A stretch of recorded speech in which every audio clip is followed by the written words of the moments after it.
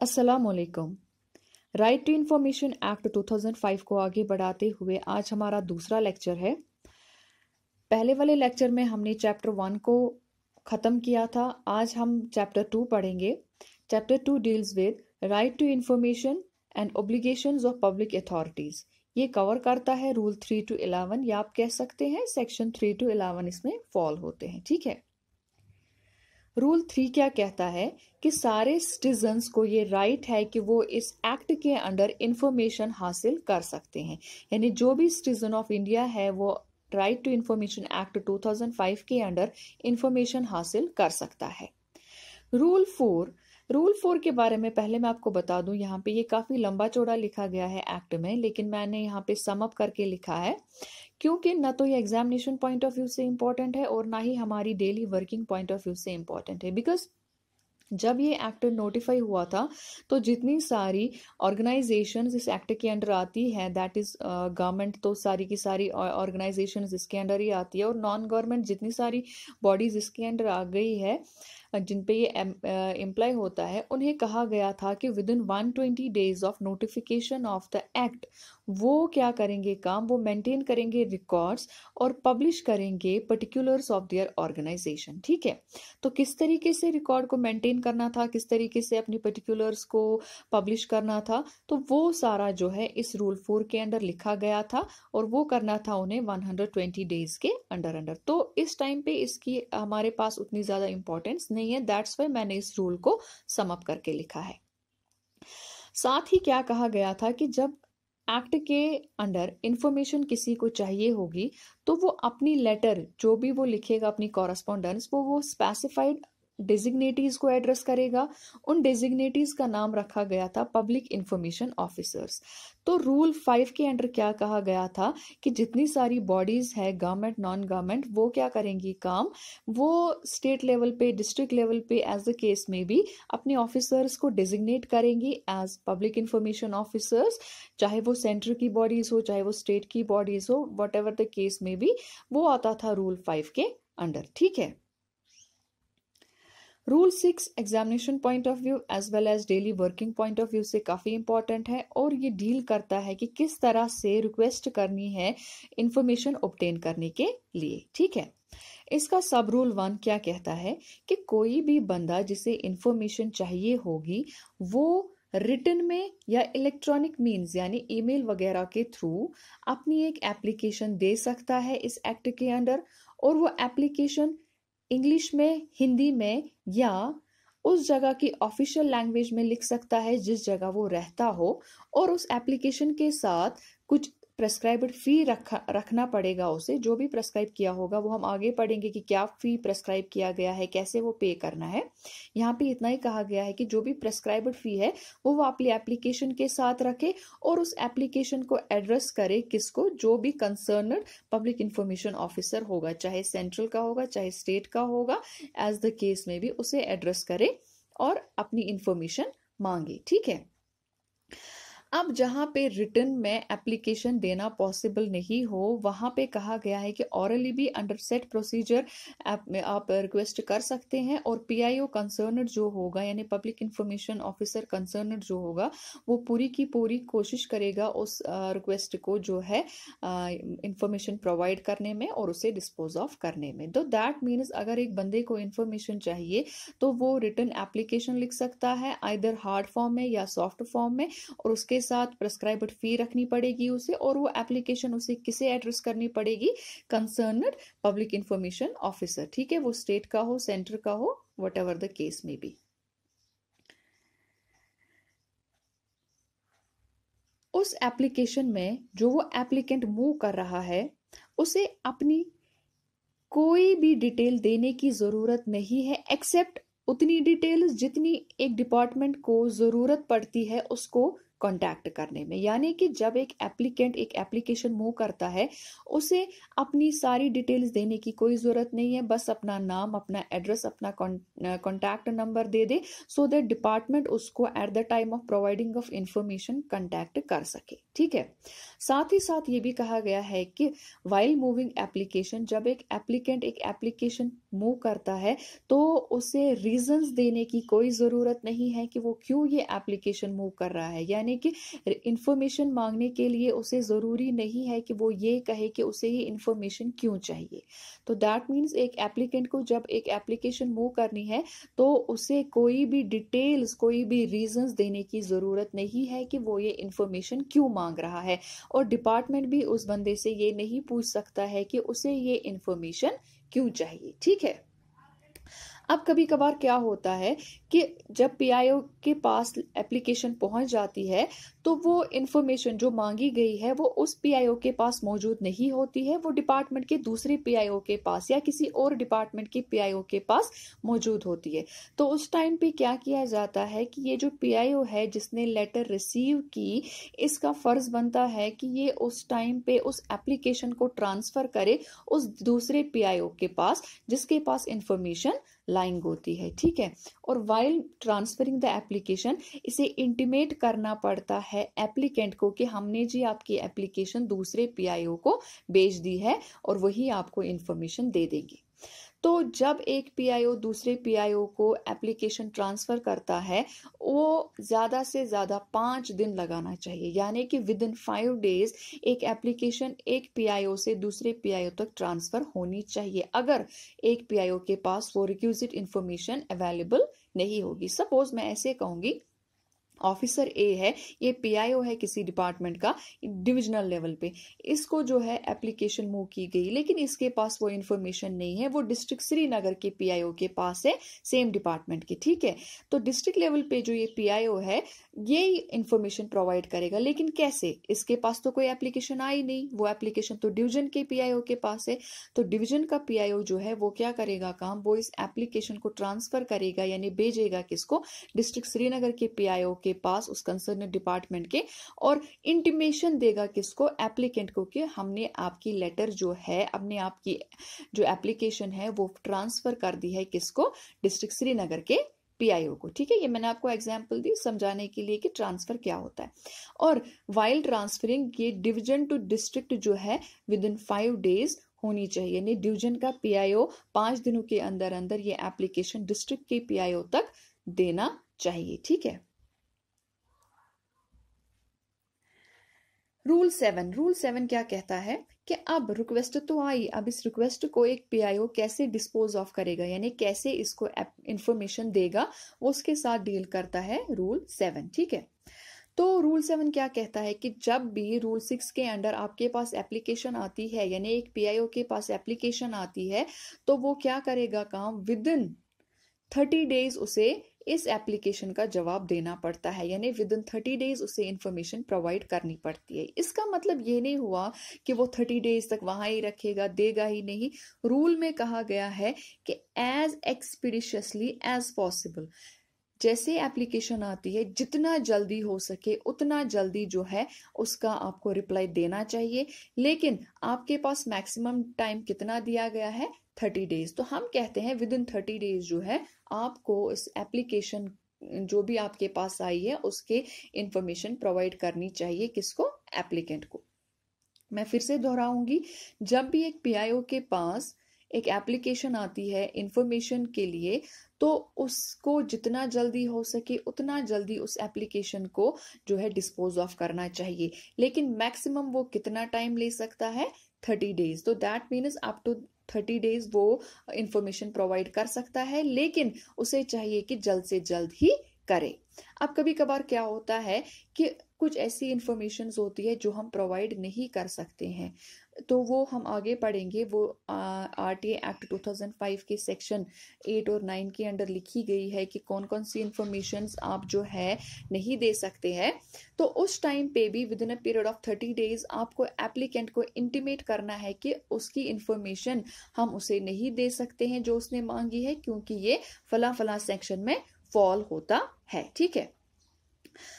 Now कभी कभार क्या होता है कि जो भी इंफॉर्मेशन मांगी गई हो वो पर्टेन करती है लाइफ और लिबर्टी ऑफ ए पर्सन, यानी एक इंसान की जिंदगी या उसकी लिबर्टी के रिलेटेड इंफॉर्मेशन होती है। तो उस टाइम पे जो है विद इन 48 आवर्स ही बोला गया है इंफॉर्मेशन प्रोवाइड करने को। तो मैं आपको ऐसे समझाऊंगी, कभी कभार अरेस्ट केस होता है, कभी कभार कोर्ट का मसला बन जाता है, तो एक इंसान की जिंदगी पे आ जाती है बात या उसकी पर्सनल लिबर्टी पे आ जाती है बात। तो उस टाइम पे जो है अंडर आरटीआई एक्ट आपको 48 आवर्स के अंडर अंडर ही इंफॉर्मेशन प्रोवाइड करनी है, ठीक है। अब अगर एक पीआईओ ने with in stipulated period of time information provide नहीं की तो तब क्या होता है, हम आगे पढ़ेंगे। तब उस पीआईओ पे जो है फाइन भी लग सकता है। कितना लगेगा, कैसे लगेगा, वो हम आगे पढ़ते हैं। लेकिन अगर एक पीआईओ ने with in stipulated period of time information provide नहीं की तो ये डीम किया जाता है, यानी ये माना जाता है कि पीआईओ जो है उसने रिफ्यूज की इंफॉर्मेशन देना, ठीक है। नेक्स्ट, कभी कभार क्या होता है कि जो इंफॉर्मेशन मांगी गई होती है एप्लीकेशन के अंडर, उसमें काफ़ी सारे डॉक्यूमेंट्स मांगे गए होते हैं जिनका हमें जेरोक्स करना पड़ता है या प्रिंटिंग वगैरह इन्वॉल्व होती है। तो उस टाइम पे हम उस एप्लीकेंट से उसे जेरोक्स चार्जिंग लगते हैं या प्रिंटिंग चार्जेस लगते हैं वो मांग सकते हैं, ठीक है, आराम से मांग सकते हैं। कितना और कैसे मांग सकते हैं वो हम आगे पढ़ेंगे जब हम पढ़ेंगे प्रेस्क्राइब्ड रेट्स वगैरह क्या रखी गई है। तो यहाँ मैं आपको बता दूं कि जो फी लगता है इन जेरोक्स करने में उन डॉक्यूमेंट्स का जो उस एप्लीकेंट ने मांगी होगी या प्रिंटिंग में जो भी आपको चार्जेस लगते हैं आप वो एप्लीकेंट से मांग सकते हैं। जैसे आपके पास एप्लीकेशन आती है और आपने जैसे प्रोसेस की उसे, तो पीआईओ को जैसे लगता है कि इसमें जी मुझे फर्दर चार्जेस इन्वॉल्व है तो वो क्या करता है काम, उसे ये काम करना है कि उसे एप्लीकेंट को ये इंटीमेट करना है कि हाँ जी भाई हम आपको इन्फॉर्मेशन तो दे देंगे लेकिन आपकी इंफॉर्मेशन में जेरोक्सिंग चार्जेस या प्रिंटिंग चार्जेस वगैरह लग जाते हैं, आप जी वो चार्ज पे करो। और जब वो टाइम लगता है वो लेटर उस एप्लीकेंट को भेजने में और वहां से एप्लीकेंट का रिप्लाई आने में, वो सारा टाइम जो है वो एक्सक्लूड किया जाता है 30 डेज में से, ठीक है। यानी कि वो 30 डेज में इंक्लूड नहीं होता है, अदरवाइज वो तो कभी कभार क्या होता है एप्लीकेंट आएगा 20 दिन बाद, तो दैट मीन्स उसके तो 30 डेज में 20 दिन तो उसने खुद ही ले लिए। तो वैसा नहीं होता है। क्या होता है यहाँ पे काम कि ये जो टाइम बीच में आ जाता है फ्रॉम द डेट कि आप उसको लेटर लिखो कि आप जी आ जाओ और जेरोक्सिंग चार्जेस पे करो, पहले प्रिंटिंग चार्जेस पे करो, और जब तक वो आता है और चार्जेस वगैरह पे करता है अपनी इंफॉर्मेशन के लिए, तब तक का जितना सारा टाइम होता है वो 30 डेज में एक्सक्लूड किया जाता है, ठीक है। और उसके बाद जब वो अमाउंट आपका जेरोक्सिंग या प्रिंटिंग चार्ज या अगर उसने सॉफ्ट फॉर्म में मांगा होगा डिस्केट का चार्ज वगैरह, जो आपकी फ्लॉपी डिस्क होगी या पेन ड्राइव वगैरह जिसमें भी आप दे रहे हो उसके जो चार्जेस वगैरह है, आप जब उससे वो वसूल करोगे तो उसके बाद जो है आप उसको इंफॉर्मेशन दे सकते हो, ठीक है। नेक्स्ट, अगर एक बंदा जो हमारे पास, पहले मैं आपको ये बता दूं कि हम इंफॉर्मेशन जो है कभी कभार ऐसी भी हो सकती है कि एप्लीकेंट जो है वो चाहता है कि उसे न तो रिटर्न में चाहिए न तो सॉफ्ट फॉर्म में चाहिए, वो इंस्पेक्ट करना चाहता है। कभी कभार ऐसा भी होता है कि उसको कोई किसी जो भी आपने कोई आइटम लिया होगा उसका इंस्पेक्शन करना चाहता है वो, ठीक है। आपके पास कोई मशीनरी होगी उसका इंस्पेक्शन करना चाहता है वो, तो वो भी आरटीआई के अंडर आता है, ठीक है। तो उस टाइम पे जो है आप आराम से उसे जो है इंस्पेक्शन करने दे सकते हैं, लेकिन उसके भी चार्जेस लगते हैं। वो मैं आपको चार्जेस सेक्शन में बताऊंगी किस टाइम पे क्या क्या चार्जेस लगते हैं, तो वो भी आप जो है अलाउ कर सकते हैं अंडर प्रेस्क्राइब्ड रूल्स। और उसको इंस्पेक्शन करने के लिए आप जो है नहीं रोक सकते हो अगर वो आरटीआई के अंडर इंस्पेक्ट करना चाहता है, लेकिन उसके लिए उसे चार्जेस पे करने पड़ते हैं, ठीक है। अब अगर एक स्पेशली एबल्ड पर्सन यानी जिसे हम कहेंगे फिजिकली हैंडीकैप्ड पर्सन जो है वो करना चाहता है इंस्पेक्ट, तो उस टाइम पे पीआईओ को ये बोला गया है कि वो पूरी असिस्टेंस उस हैंडीकैप्ड पर्सन को प्रोवाइड करे इन इंस्पेक्टिंग, ठीक है। तो आई होप यहां तक आपको समझ आया होगा। नेक्स्ट, अब अगर कभी पीआईओ जो है वो फेल हुआ, उसने जो है इंफॉर्मेशन वक्त पे नहीं दी, तो तब मैंने आपको बताया कि उस पे जो है पेनल्टी लगेगी। लेकिन अगर उस टाइम पे वो पीआईओ जो है पेनल्टी को छोड़िए, आप वो पीआईओ जो है अब टाइम होने के बाद बोल रहा है मैं जी इन्फॉर्मेशन दूंगा, लेकिन एक्स्ट्रा चार्जेस पे देने पड़ेंगे, मतलब एक्स्ट्रा चार्जेस लगेंगे, तो उस टाइम पे वो एक्स्ट्रा चार्जेस नहीं ले सकता है, क्योंकि उसने ऑलरेडी लेट किया होता है प्रेस्क्राइब्ड टाइम के ओवर एंड अबो वो इंफॉर्मेशन प्रोवाइड कर रहा होता है। तो उस टाइम पे जो है उस पीआईओ को एक्स्ट्रा चार्जेस नहीं दिए जा सकते हैं। ठीक है, नेक्स्ट, अब अगर कोई बंदा इंफॉर्मेशन मांग रहा है और वो बिलो पॉवर्टी लाइन से जो है बिलोंग करता है, तो उसे कोई भी फी पे करने की ज़रूरत नहीं है। जैसे हमें पता है जब हम एप्लीकेशन मूव करते हैं आरटीआई के लिए तो उसके साथ फी रखना पड़ता है, जैसे मैंने पहले ही बताया। अब अगर कोई बंदा जो है बिलो पॉवर्टी लाइन जो है वो उस कैटेगरी से बिलोंग करता है, तो उसको कोई भी फी पे करने की ज़रूरत नहीं है while submitting the RTI application. अब कैसे पता चलेगा कि वो बिलो पॉवर्टी लाइन है? हमें पता है हमारे पास राशन कार्ड वगैरह होते हैं जिन पे लिखा होता है कि ये बंदा किस कैटेगरी से बिलोंग करता है, तो वो एज अ प्रूफ वो प्रोड्यूस कर सकता है। ठीक,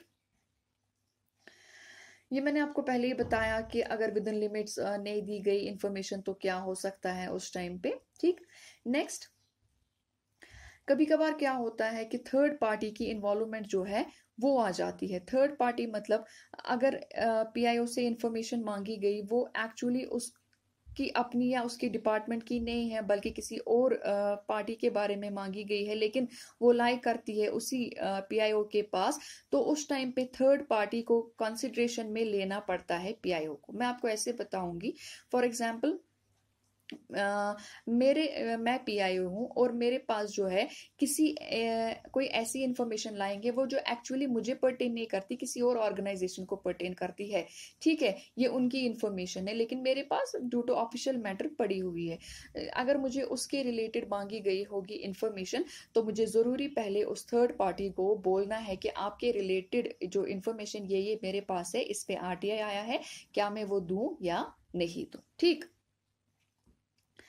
नेक्स्ट हमारा सेक्शन 8 आता है। सेक्शन 8 डील करता है किस चीज के साथ? जैसे मैंने अभी आपको पहले बताया, सेक्शन 8 और 9 इस चीज के साथ डील करता है कि कौन सी इंफॉर्मेशन हम दें और कौन सी इंफॉर्मेशन हम नहीं दे सकते हैं। ठीक है, मतलब सेक्शन 8 और 9 के अंडर वो वाली सारी चीजें आती है जो फॉरबिडन है, जो हम नहीं दे सकते हैं।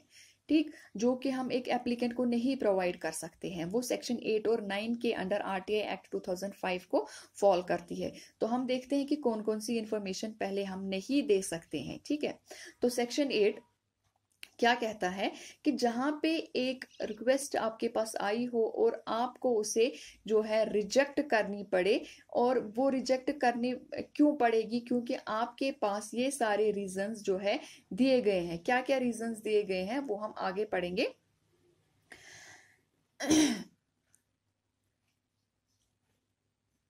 सेक्शन 8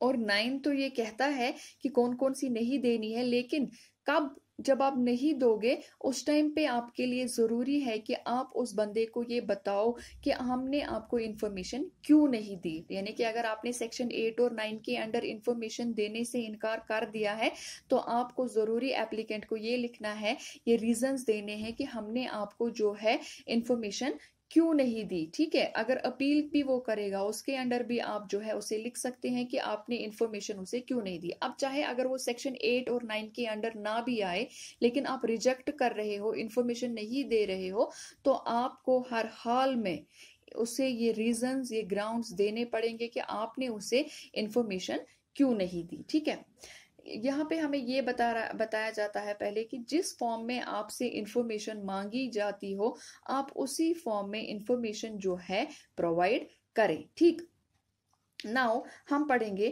कि सेक्शन 8 के अंडर जो है पहला सब रूल क्या कहता है कि कौन कौन सी इंफॉर्मेशन आप नहीं दे सकते हो।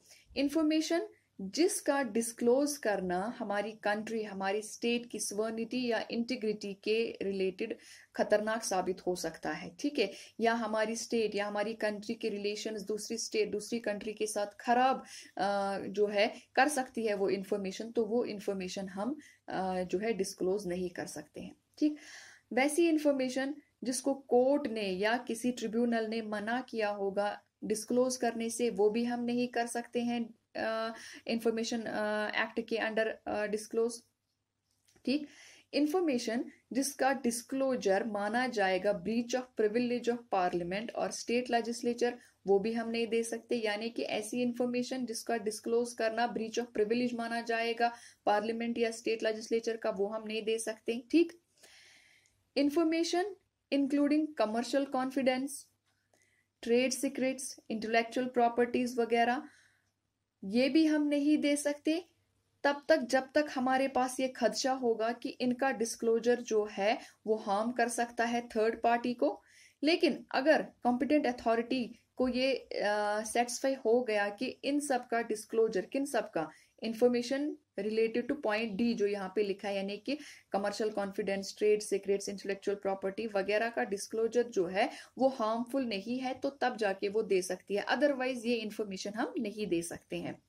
Information related to a person in his fiduciary relationship, वो भी हम नहीं दे सकते अनलेस एंड अनटिल हमें जो कॉम्पिटेंट अथॉरिटी है वो सेटिस्फाई हो जाए कि ये in the larger interest of public है। ठीक है। इंफॉर्मेशन जो हम फॉरेन गवर्नमेंट से इन कॉन्फिडेंस रिसीव करते हैं वो भी हम डिस्क्लोज नहीं कर सकते हैं आरटीआई एक्ट के अंडर। ठीक।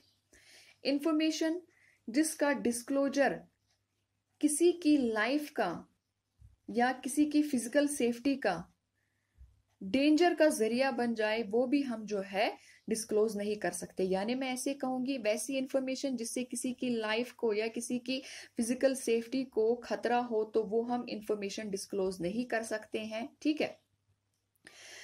वैसी इंफॉर्मेशन जिससे ये लगे कि कोई इन्वेस्टिगेशन प्रोसेस या कोई जो इंक्वायरी प्रोसेस है या कोई प्रोसिक्यूशन वगैरह है उसमें जो है असर पड़ सकता है, वो इंफॉर्मेशन भी हम जो है डिस्क्लोज नहीं कर सकते हैं। कोई इंक्वायरी चल रही हो, कोई इन्वेस्टिगेशन चल रही हो, उसके रिलेटेड जो आउटकम्स हो, रिजल्ट्स हो या कुछ भी हो, तो उनका डिस्क्लोजर अगर हमें लगे कि नहीं जी ये हार्म कर सकता है इन्वेस्टिगेशन को या प्रोसिक्यूशन प्रोसेस को, तो हम वो नहीं दे सकते हैं। ठीक है। कैबिनेट पेपर्स जिसमें डिलिब्रेशंस हो काउंसिल ऑफ मिनिस्टर्स की, सेक्रेटरीज की, ऑफिसर्स की, वो भी हम नहीं दे सकते हैं। उसके बाद वैसी इंफॉर्मेशन जो कि इन्वेड करे प्राइवेसी ऑफ एन इंडिविजुअल, ठीक है, यानी पर्सनल इंफॉर्मेशन, वो भी हम नहीं दे सकते हैं। ठीक है। लेकिन यहाँ पे हमें एक क्लॉज दिया गया है कि वैसी इंफॉर्मेशन जो आप पार्लियामेंट को या स्टेट लेजिस्लेचर को डिनाई नहीं कर सकते हो, वो इंफॉर्मेशन आप आरटीआई एक्ट के अंडर भी डिनाई नहीं कर सकते। यानी जो इंफॉर्मेशन आप पार्लियामेंट या स्टेट लेजिस्लेचर को आराम से दे सकते हो, वो इंफॉर्मेशन आप आरटीआई एक्ट के अंडर भी दे सकते हो। लेकिन जो हमने अभी यहाँ पे पॉइंट्स पढ़े फ्रॉम ए टू जे, जो मैंने अभी आपको दिखाया यहाँ पे, उनके अंडर आप इंफॉर्मेशन जो है वो डिस्क्लोज नहीं कर सकते हो। ठीक है। नेक्स्ट, अगर कहीं पे लगे कि जो इंफॉर्मेशन हम रिजेक्ट कर रहे हैं वो इंफॉर्मेशन का डिस्क्लोजर काफी इंपॉर्टेंट है एज कंपेयर टू उसका क्लोजर, यानी कि अगर आपको ये लगे, यानी पीआईओ को या कॉम्पिटेंट अथॉरिटी को ये लगे कि ये जो इन्फॉर्मेशन मांगी जा रही है ये फॉल तो हो रही है सेक्शन 8 के अंडर, यानी फॉरबिडन है, लेकिन इसका डिस्क्लोज करना काफी ज्यादा इंपॉर्टेंट है in the interest of public, तो उस टाइम पे जो है उसको वो डिस्क्लोज कर सकते हैं। नेक्स्ट ये कहा गया है कि कोई भी इंफॉर्मेशन अगर वो सेक्शन 8 के अंडर, सेक्शन 9 के अंडर आ रही है लेकिन वो 20 साल पुरानी है, तो उस टाइम पे उसको जो है डिस्क्लोज किया जा सकता है। और ये 20 साल का टाइम कौन तय कर सकता है, यानी कि ये डेट वगैरह के बारे में कौन देख सकता है, वो देख सकता है सेंट्रल गवर्नमेंट खुद। नेक्स्ट, सेक्शन 9, जैसे मैंने आपको बताया 8 तो खत्म हो गया, उसमें हमने पढ़े सब पॉइंट्स ए टू जे, तो अब जो है सेक्शन 9, सेक्शन 9 क्या कहता है,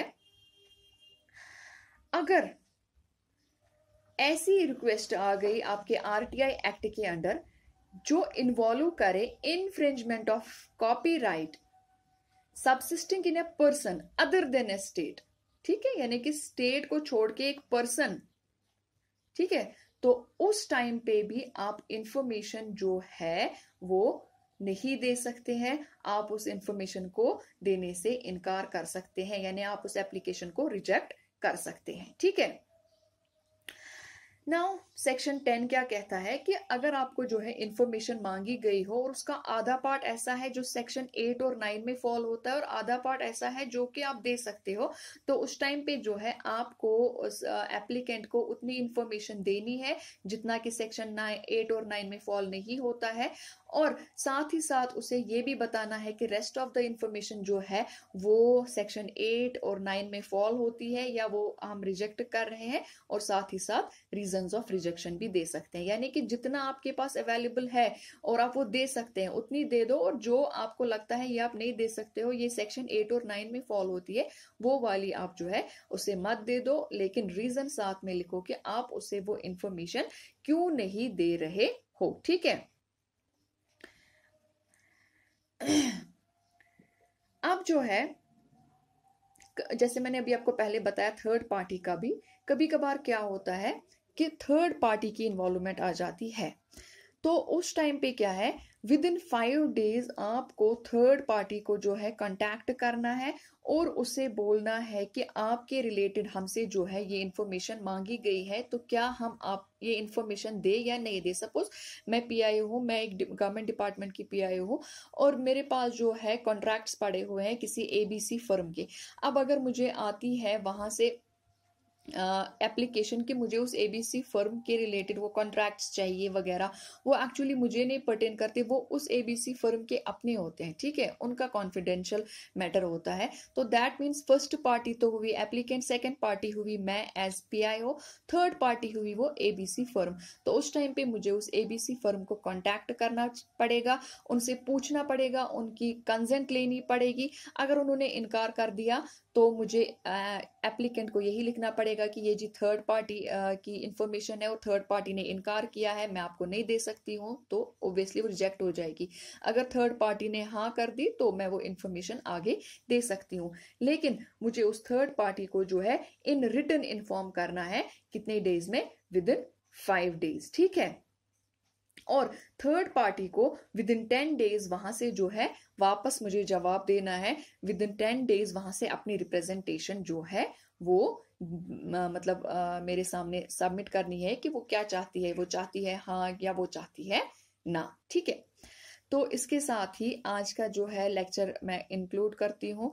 आई होप आपको सारा समझ आया होगा। अगर कोई भी क्वेश्चन होगा, कोई भी क्वेरी होगी, वो आप कमेंट सेक्शन में लिख सकते हैं या मेरे फेसबुक पेज पे मुझे जो है आप वो मैसेज में इनबॉक्स में डायरेक्टली लिख सकते हैं।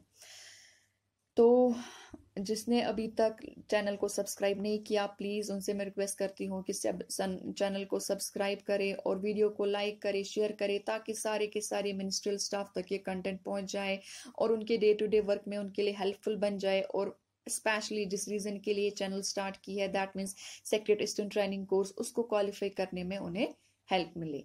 Thank you very much.